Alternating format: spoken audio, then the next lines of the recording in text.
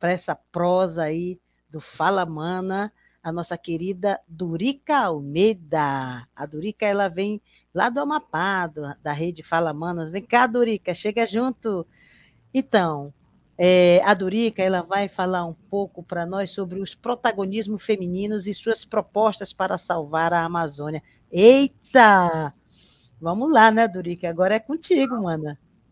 Um tempinho curto, né? Mas vamos. Vamos nessa. Obrigada aí pela presença mais uma vez.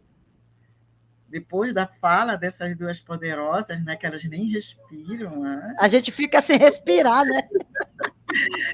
Vai lá, Eu Durica. dar, né, uma boa noitinha, né, a todas as manas da Amazônia, uma boa noitinha, né, essa linda bancada de amiga que a gente está se reencontrando. E obrigada, Concita, pelo convite.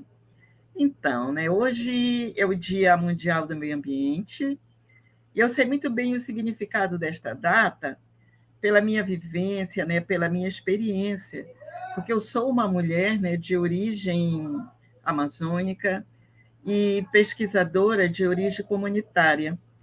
Então, me dá um pouco de, ou muito, né, respaldo de falar, né, sobre o protagonismo.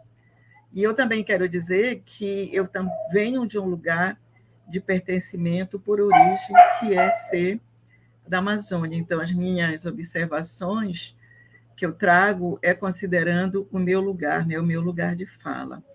E eu queria trazer, por conta de hoje, né, desse dia tão especial, lembrar que há 30 anos atrás, as mulheres das águas, dos rios, dos campos e da floresta amazônica, elas participaram de um dos momentos mais importantes do mundo, né, que foi a Conferência das Nações Unidas para o Meio Ambiente e o Desenvolvimento, a ECO 92. E nesta conferência, as mulheres adotaram a sua própria plataforma, né? Agenda 21 de Ação das Mulheres, e elaboraram a Agenda 21 das Mulheres da Floresta. Né? Para quem não conhece ou não teve acesso, é essa agenda aqui que eu trago, cadê? Né? Agenda 21 das Mulheres da Floresta. E estão lançando agora, em 2022, a Agenda 21 das Mulheres da Amazônia, a qual devemos nos apropriar. E porque são agendas que elas trazem em comum o protagonismo feminino, dividido em diferentes eixos que a gente não vai entrar em detalhes. Mas esse protagonismo, ele quer dizer, não se pode discutir as questões ambientais, as políticas públicas, os planejamentos, os processos decisórios nas instituições públicas, econômicas, científicas, principalmente da Amazônia, sem a participação e o empoderamento feminino. E, dito isso, eu apresento como a minha proposição, né, para frear a destruição ambiental, ou melhor, essa destruição mundial, uma questão muito evidente, mas pouco discutida na questão ambiental e na questão das mulheres, que seria a inclusão dos novos conceitos de meio ambiente na educação formal, que ainda tem como premissa o ler e o escrever.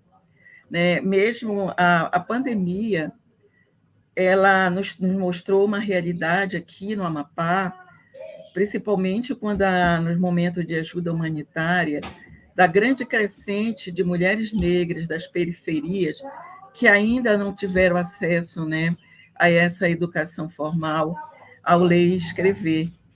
Né? E a gente sabe que a grande premissa da educação formal é a escrita e a leitura. Mas o que eu digo com tudo isso? Que se faz necessário fazer uma discussão de questões que fazem parte da territorialidade amazônica.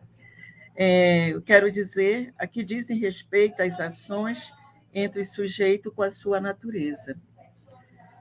Por quê? Porque a construção de conceitos ambientais ele se dá de fora do contexto das populações tradicionais.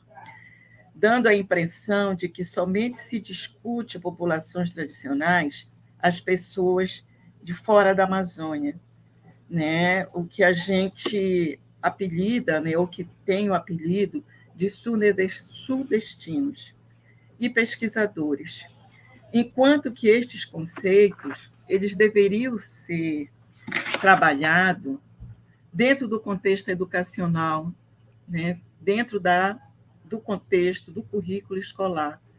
Como exemplo, a erosão fluvial, que a gente chama de fenômeno de terras caídas, solapamento, assoreamento das margens dos rios. Mas o que a gente observa? E aqui eu trago uma experiência de duas localidades, que daqui de Macapá, uma da região do Bailique e a outra de Carmo do Macaquari, de onde vem toda a minha história. Né? Onde era rio, hoje virou lago, e onde era lago, virou deserto. Então, a erosão, que hoje é dito a erosão fluvial, no nosso cotidiano é uma realidade conhecida, né? As pessoas sabem, mas do ponto de vista conceitual, isso não é debatido, para que as pessoas se apropriem desses conceitos, né? E vão à luta, e também é uma forma de encontrar resistência contra todas as formas de opressão, quando você domina determinados conceitos, né? Um outro conceito que está muito em voga hoje é o racismo ambiental, né? Que é aquele que é resultante de qualquer ato que prejudique pessoas, grupos ou comunidade em razão da sua cor ou etnia. Ou, ao mesmo tempo, que ignora a existência dessas pessoas ao não reconhecê-la como sujeito de conhecimento e de direitos, né? Em seus próprios territórios. E isso tem sido, na nossa Amazônia, uma prática habitual, como já foi dito pela Graça, tanto em terras indígenas como terras quilombolas, né, o avanço, né, que a gente chama de fronteira agrícola, por grandes projetos, por mineração, que adentram esses projetos, adentram essas comunidades, sem considerar que ali existem pessoas. E ao levantar este assunto, eu olho, né, pelo pertencimento, né, com o olhar de pertencimento, no sentido de lugar, por histórias vividas e protagonizadas por diferentes mulheres amazônicas.